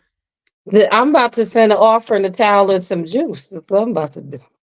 I'm about to have altar call or some kind of call. I don't know what call, but it's going to be your call. Just say. Well, thank you, Pastor Chris, a.k.a. the Psalmist Voice. Huh? I'm going to send him a cake. Come on. Come. You better not send him no cake before you send mine. I'm just saying.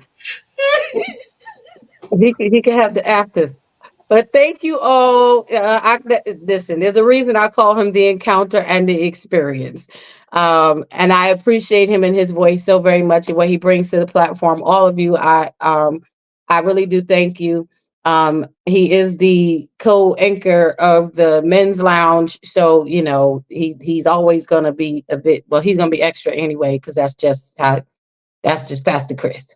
And we love him just like that. We wouldn't want him no other way, just like that.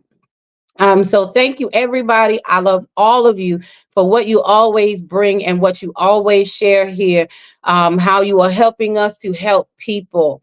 Again, this platform is a safe space. We keep it respectful. And yes, there are some conversations that are a bit tight and a bit hot and a bit hard. But guess what? We are here to stir the pot when necessary.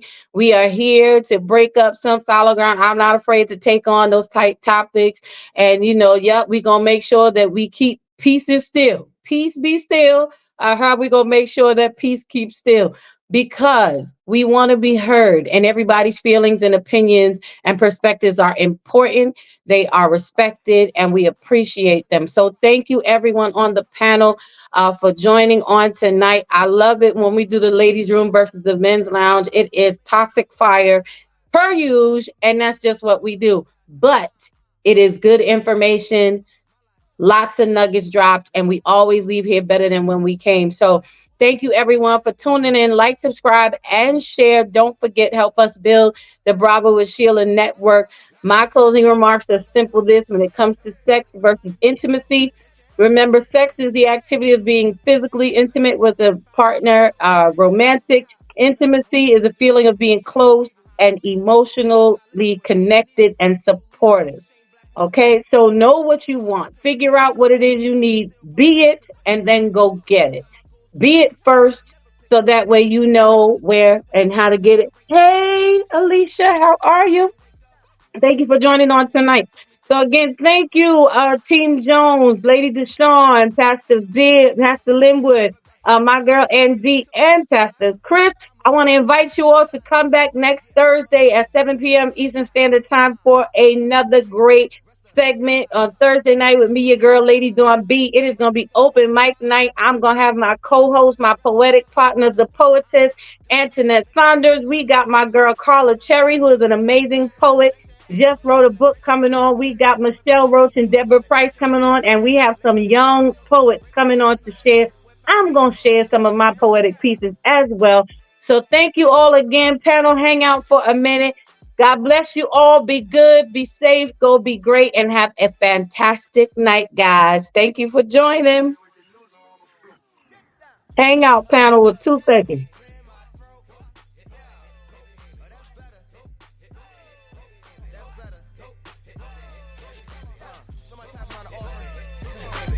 I'm always preaching on tracks, you feel me? I'm out here getting paid for it.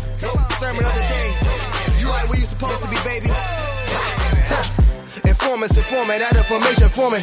Important you get a portion of fortune pouring. Confession, fortune me blessings on now they snoring. You mellow, so focused on scoring. Got you underperforming. I never expect something, never assume nothing. Judging me for my past, but that's why I'm triumphant. I don't demand, I know where I stand like engineer hands. Watch how my life pans. That game plan, show out like a jocker, pop out like a cracker. Telling the quick rock, skipping the course, squares like hopscotch. This gonna be my mood to my beat drop. Putting my boogie shoes in my diddy boots, ain't don't stop. I'ma make the rest of my life live. Yeah, I'ma make the rest of my life live. Gonna make the rest of my life the best of my life. Yeah, I'ma make the rest of my life live. I'ma make the rest of my life live. Gonna make the rest of my life the best of my life. Congratulations on the celebration. I know I'm dope without a need of a validation. No congratulations on no celebration. I know I'm dope without a need of a validation. Yeah. If having hope is dangerous, call me Evil Knievel. You leading on the wrong side, living with peasant needles. So lethal, made Shane Black wanna write a sequel. Cause I snuggle my dream till it's seen as illegal. And I still probably will, cause I can never give up. I got my goals calling me, how could I never pick up? Either we make up or just break up, and the snake kids get the rake up. Yeah, selfish, I'ma cake up if I don't shake me to wake up. Let my depression catapult me to succession. Shine a light on my imperfections like a projection. Every struggle a lesson, your issues ain't your oppression. Never got a question, keep pushing me to progression like I'ma make the rest of my life live.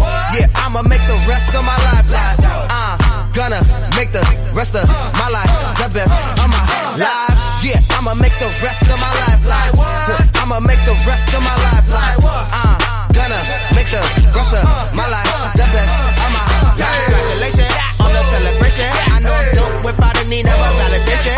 No congratulations on no celebration. I know I'm dope without a need of a